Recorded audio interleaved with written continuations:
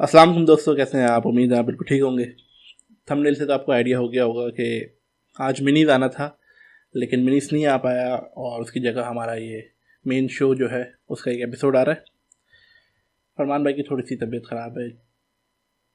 क्या हुआ है आज उनसे, उनकी तरफ चलते हैं। पहले उनसे उनका एक छोटा सा मैसेज है, वो सुन लेते हैं, फिर उसके बाद हम अपने टॉपिक पे आते अस्सलाम वालेकुम दोस्तों, कैसे हैं आप लोग। उम्मीद है आप लोग खैरियत से होंगे और मुझे आप लोगों की दुआओं की बहुत इस वक्त ज़रूरत है।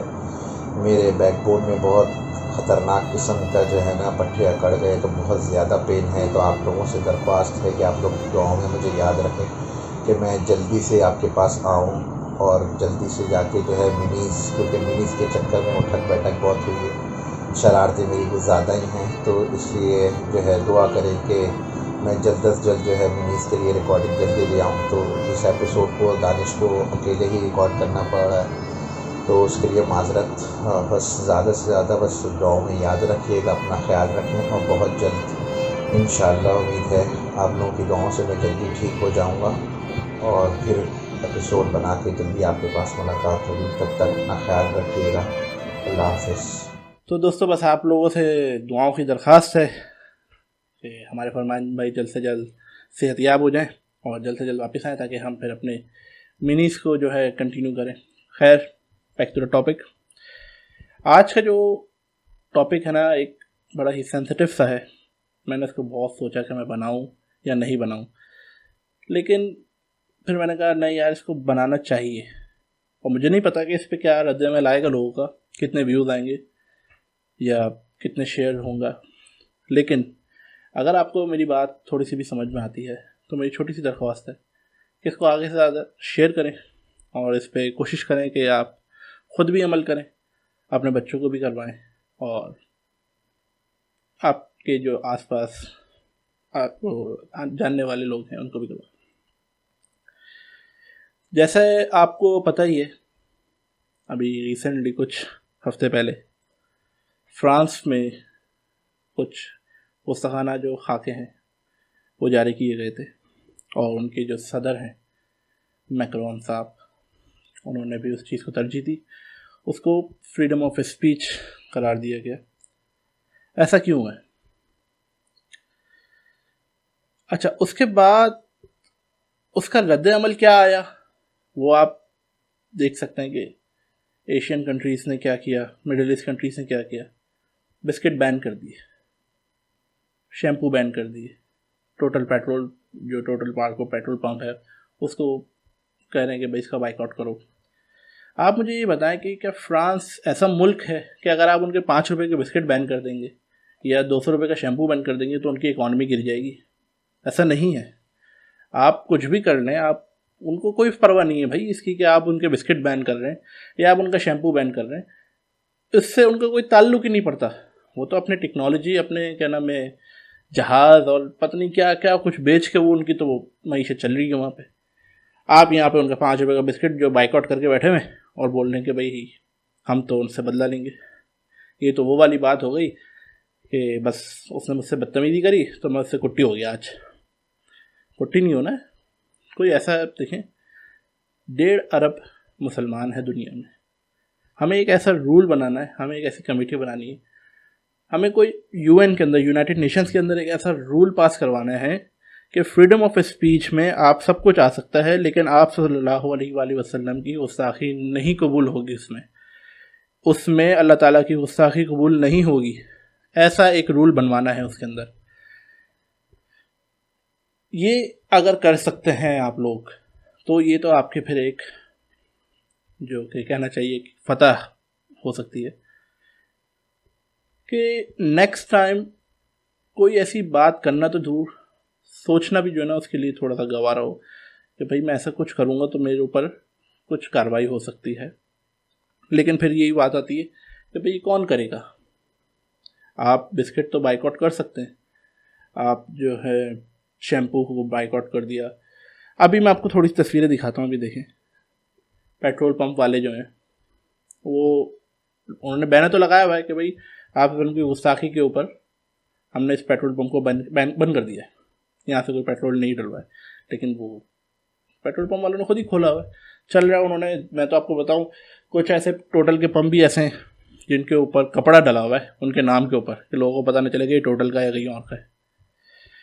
तो यार ये तो हाल है। फिर उसके बाद बोलते हैं कि भाई इश्क रसूल में जान भी कुर्बान है। ये कौन सा इश्क है, ये मुझे समझ में नहीं आया। कोई किसी की इतनी हिम्मत नहीं होनी चाहिए कि वो मेरे नबी पाक सल्लल्लाहु अलैहि वसल्लम को कोई गलत बात कह सके। उसको उसके दिल में ये खौफ होना चाहिए कि भाई अगर मैं इसके कुछ गलत करूँगा तो मेरे साथ भी कुछ गलत हो जाएगा। आप कहें उनके खिलाफ़ कोई बात करें उनकी कंट्री में जाके, या अपनी कंट्री में बैठ के उनके खिलाफ़ कोई बात करें, आपके ऊपर सारे वो हो जाएंगे, कानून नाफिज हो जाएंगे, तब आपकी कोई फ्रीडम ऑफ स्पीच नहीं होगी। लेकिन कहाँ पे आती है बस, उनको पता है भाई ये मुसलमान है, हमारे कंज्यूमर है बेसिकली, छोटी दुनिया के लोग हैं, तो नहीं कर सकते। एक वक्त था जब मुसलमानों का गलबा था, तो चलती थी, मतलब हुकूमत चलती थी दुनिया में, उसको हमने अपने हाथों से खुद ही गवा दिया। खैर ये तो बात हो गई उस चीज़ की, जो गुस्ताखाना खाके वहाँ पर रिलीज़ हुए, जो भी गुस्ताखी उन्होंने करी। आप उनके लिए तो मुतालबा कर रहे हैं कि उनको बाइकआउट कर देंगे, उनको ये कर देंगे, उनको वो कर देंगे, उनकी माइशत गिरा देंगे। होगा कुछ भी नहीं उसमें, लेकिन आप कोशिशों में लगे हुए। फिर कुछ लोग वो मिसालें भी देते हैं कि हज़रत इब्राहीम अलैहिस्सलाम को जब आग में डाला जा रहा था तो अलग अलग चरिंद परिंद और न जाने कितने जो है कबूतर चिड़ियाँ अपनी चोंचों में पानी लेके आ रही थी, वो फेंक रही थी। हालांकि उससे आग नहीं बुझ रही थी, लेकिन वो अपना काम कर रही थी। और इसी तरीके से फिर हम लोग भी बिस्कुटों को और क्या नाम है शैम्पू को बाइकआउट करते। मैं आपको बताऊं जो कराची का हाल है या पाकिस्तान का हाल है, मैं आपको बताता हूँ। बाइकआउट के नाम पे लोग यहाँ पे भी अपनी शोहरत जो है चमका रहे। सुपरमार्केट्स में बिस्किट्स भरे हुए हैं, लेकिन उनके ऊपर कपड़ा डाल दिया गया है, कपड़ा क्या प्लास्टिक लगा दी गई है, उनके ऊपर टेप लगा दिया गया है ये कह के कि ये बाइकआउट है। भैया आप फिर उसके बाद उसकी तस्वीरें खींच के नेट पर डाली जा रही हैं। अगर ऐसा ही करना है आप हटा दो शेल्फ से, शेल्फ में रखा हुआ क्यों है, हटाओ वहाँ से, शेल्फ में फेंको उठा के बाहर। वो नहीं करेंगे, उनको पता है आज नहीं कल भूल जाएंगे लोग, फिर दोबारा बेचेंगे इस चीज़ों को। और फिर उसके बाद आपके पास दूसरा ऑप्शन बचता क्या है, एक बिग का जो बिग कंपनी का एक रेज़र आता है, बॉडी रेज़र होता है, जिससे उमूमन मर्द हजरात जो हैं अपने अंडर आर्म्स और नाफ बाल जो है साफ़ कर लेते हैं। वो अभी फ्रांस कंपनी का है। आप मुझे बताएं, आप एक रेज़र तो बना नहीं सके, वो बैन हो जाएगा, क्या फिर क्या करेंगे, कहाँ से कैसे बाल काटेंगे। खैर ये तो बड़ी अजीब सी मिसाल है, लेकिन मैं बता रहा हूँ मैं आपको कि भाई आपने अपना कुछ इस तरीके से अपना कोई ब्रांड नहीं बनाया है, या आपने अपना कुछ इस तरीके से नहीं किया है कि आप कहीं स्टैंड कर सकें। आप कुछ नहीं कर सकते।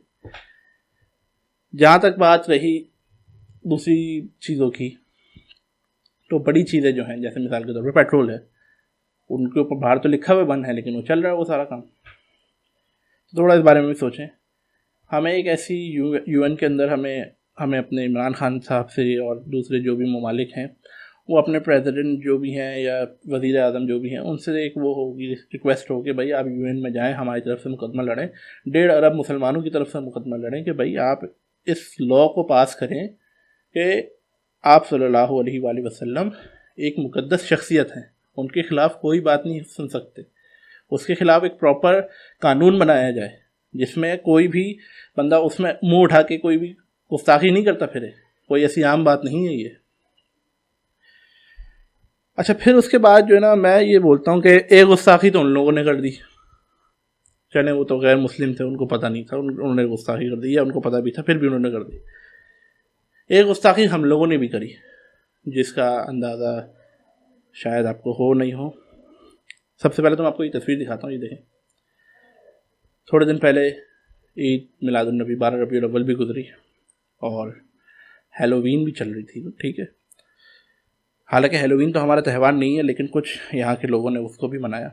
और ये तस्वीर आप देखें कि कुछ जोकर्स जो हैं ईद मिलादुन्नबी के जो मिलाद चल रहा था उसमें घुस गए केक वेक खाने के लिए। समझ में नहीं आ रहा था उनको करने क्या।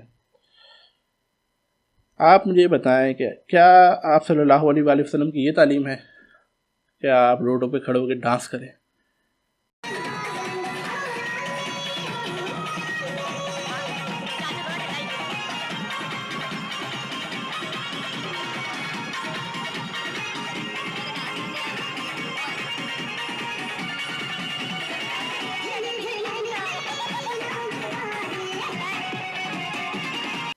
यार आप लोगों को इतना अंदाज़ा नहीं है कि आप सल्लल्लाहु अलैहि वसल्लम 12 रबीउल अव्वल के दिन अगर जैसे उनकी जैसे पैदाइश है तो आप उनके नाम के ऊपर केक बना रहे हैं, खाने काबा के मॉडल के, मस्जिद नबी के मॉडल के केक बना रहे हैं और उसके बाद उसके ऊपर छुरियाँ चलवा रहे हैं। यार ये कौन सा इस्लाम है, मुझे पता है क्या ये तालीम है आप सल्लल्लाहु अलैहि वसल्लम की? इस तरीके से नहीं होते।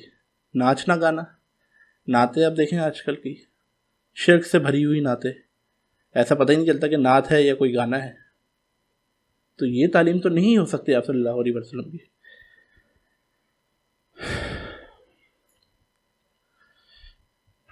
इंडिया जो है ना हमारा बड़ा मजाक उड़ा रहा है, सीधी सी बात है। हर जगह जो है ना मतलब यही चल रहा है कि पाकिस्तान ने बिस्किट बाइकआउट कर दिए, शैम्पू बाइकआउट कर दिया, और उसके बाद जो है ना फ्रांस की जो मईशत है वो तबाह बर्बाद हो गई। ये चल रहा है आजकल। अभी मैं आपको एक छोटी सी मिसाल देता हूँ, बिल्कुल बिल्कुल छोटी सी मिसाल है, लेकिन उसका जो असर है ना वो मुझे नहीं पता कैसा है। मुझे तो बड़ा गहरा असर महसूस हुआ उसका। अक्षय कुमार की एक लेटेस्ट मूवी आने वाली है अभी, उसका नाम पहले था लक्ष्मी बॉम्ब। तो जाहिर सी बात है वो एक लक्ष्मी माता है उनकी कोई, उसके आगे लिखा हुआ था बॉम्ब। अब वो लक्ष्मी वो वाली लक्ष्मी तो नहीं थी कि जो गॉडेस हैं उनकी, उनके हिसाब से तो वो नहीं थी, लेकिन फिर भी उस फिल्म का नाम चेंज करके सिर्फ लक्ष्मी रख दिया गया, सिर्फ इसलिए कि भाई ये किसी की फीलिंग्स को हर्ट ना हो। तो यार आप ये बताएं कि ये इतनी छोटी सी बात पे आपने नाम चेंज कर दिया, हालांकि वो आपकी जो गॉडेस हैं या जो भी आपकी माता है उसको तो रिप्रेजेंट भी नहीं कर रहा, तो वो किसी औरत का नाम के ऊपर फिल्म बनी हुई है, तो वो आपने उसका नाम को ही बदल दिया कि किसी की फीलिंग्स ना हर्ट हो। तो आप किस तरीके से किसी और की फीलिंग्स को आप मतलब किस तरीके से आप किसी और मत के मज़हब को आप डिफेंड कर रहे हो, किस तरीके से कर रहे हो कि आप किसी की मज़हब के आप गुस्ताखी करते फिर रहे हो।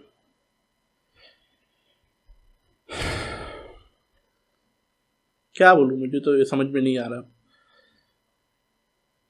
गूगल पे जाएं आप, अभी सर्च करें who is the best man in the world, result मिलेगा आपको कि मोहम्मद सल्लल्लाहु अलैहि वसल्लम is the best man in the world. और वो क्यों है बेस्ट मैन वो भी गूगल कर लें आप, आपको पता चल जाएगा। उनकी तालीम पे अमल करें, उनके सिखाए हुए रास्ते पे चलें। और आखिर में बस जाते जाते मैं आपसे यही पूछूंगा कि गुस्ताख कौन है, इसका फैसला आप खुद करें। और सीधी सी बात है भाई, देखें कोई अगर गुस्ताखी करता है तो उससे कुट्टी नहीं करनी है, उससे नाराज़ होकर नहीं बैठ जाना मुँह फेर के। क्या होगा, वो माफ़ी मांगेगा? आज तक मांगी किसी ने माफ़ी? वो माफ़ी नहीं मांगेगा। आप खुद भूल जाएंगे इस बात को, डीपियाँ भी सबकी चेंज हो जाएंगी, सब कुछ बैक टू द नॉर्मल हो जाएगा, आप भूल जाएंगे उस बात को। थोड़े अर्से पहले डेनमार्क में भी ऐसा हुआ था, तो उससे पहले भी बहुत सारे मसले मसाइल ऐसे हुए, कभी भी किसी ने माफ़ी नहीं मांगी।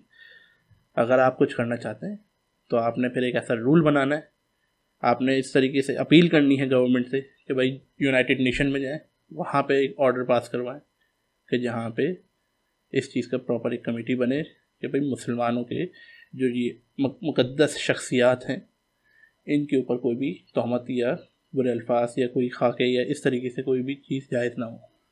बस मिलते हैं आपसे फिर नेक्स्ट वीक में, और जाते जाते बस फरमान भाई के लिए भी दुआ कीजिएगा कि उनकी तकलीफ़ जल्द से जल्द ख़त्म हो।